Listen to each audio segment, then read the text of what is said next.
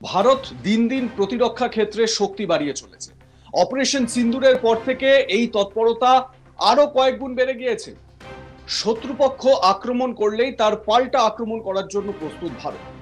এবার শত্রুপক্ষের রাতের ঘুম ওড়াতে ভারত আরো নিজের শক্তি বাড়াতে চলেছে, যা দিয়ে শত্রুপক্ষের যে কোনো জায়গা টার্গেট করে ভেঙে গুড়িয়ে দিতে সক্ষম ভারত। সম্প্রতি প্রায় ৬২,০০০ কোটি টাকা ব্যয়ে ৯৭টি এলসিএ তেজস মার্ক 1A যুদ্ধ বিমান কেনার অনুমোদন দিয়েছে কেন্দ্রীয় সরকার। এই চুক্তিটি মেক ইন ইন্ডিয়া এবং আত্মনির্ভর ভারত উদ্যোগকে শক্তিশালী করার দিকে একটি বড় পদক্ষেপ বলে মনে করা হচ্ছে। এটি কেবল ভারতের বিমান বাহিনীর যুদ্ধ বিমান বহরকে বাড়াবে না, বরং এটিকে আধুনিক ও দেশীয় প্রযুক্তিতে সজ্জিত করবে। বিমান বাহিনীর হাতে বর্তমানে ৩১ স্কোয়াড্রন যুদ্ধ বিমান রয়েছে, যেখানে প্রয়োজন ৪২টি স্কোয়াড্রন।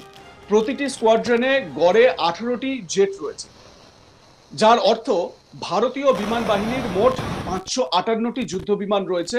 এর মধ্যে রয়েছে সুখোই 30, সুখোই বা এসইউ MKI ২৬৫টি জেট ভারতে নির্মিত, রাশিয়া থেকে লাইসেন্স প্রাপ্ত।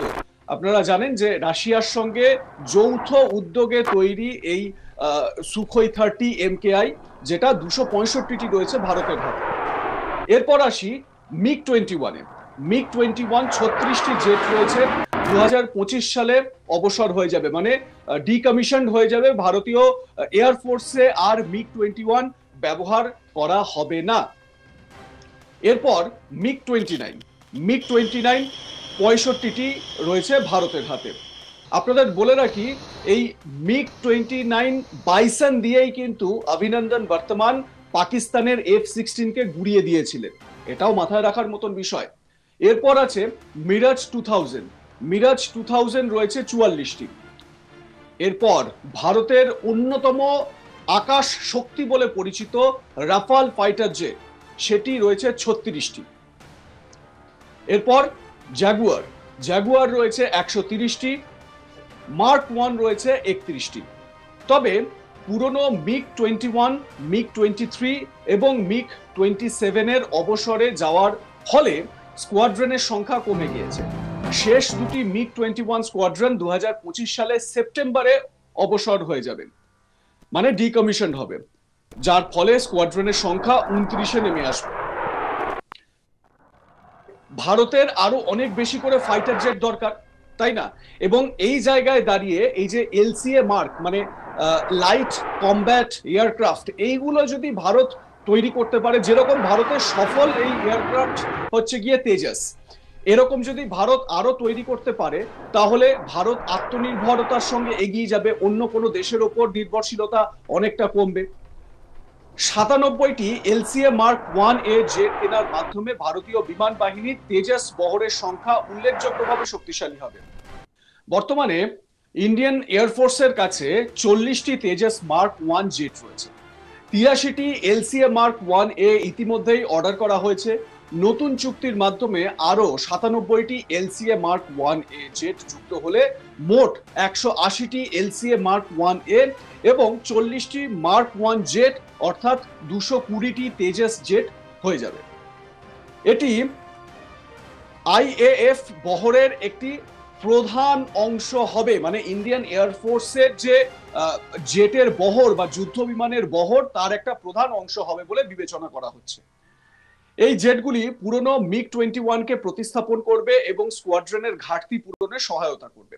এলসিএ মার্ক 1A তে 65%-এরও বেশি দেশীয় উপকরণ রয়েছে। এটি উন্নত AESA রাডার, ইলেকট্রনিক ওয়ারফেয়ার স্যুট এবং অ্যাস্ট্রা মিসাইলের মতো প্রযুক্তিতে সজ্জিত।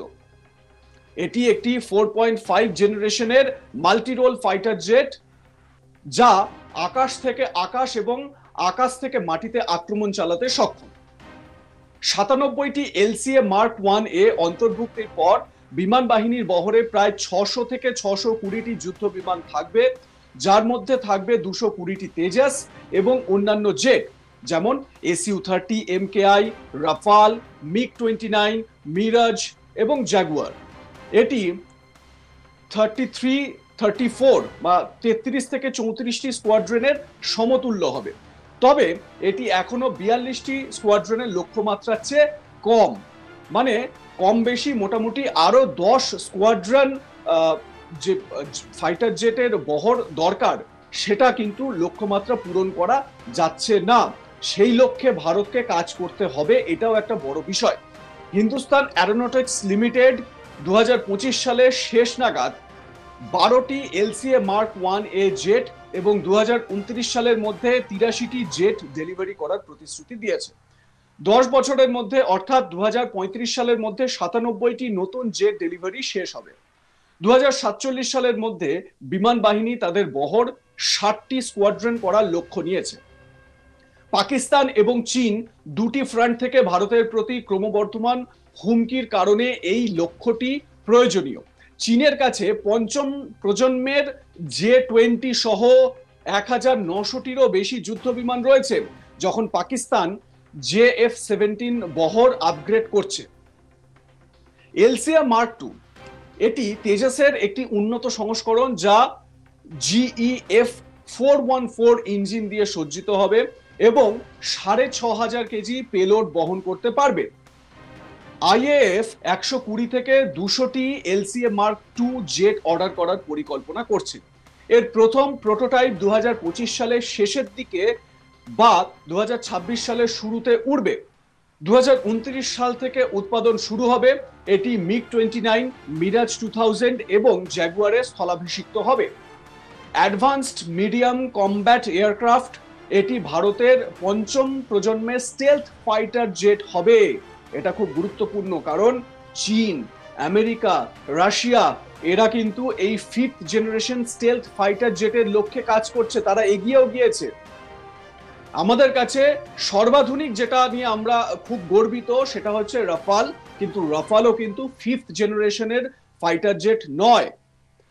2035 সালের মধ্যে অন্তর্ভুক্ত করার পরিকল্পনা করা হয়েছে এই 5th generation stealth fighter jet. IAF 200টি AMCA jet কিনতে চাইছে। এতে স্টেলথ, সুপার ক্রুজ এবং উন্নত সেন্সর থাকবে।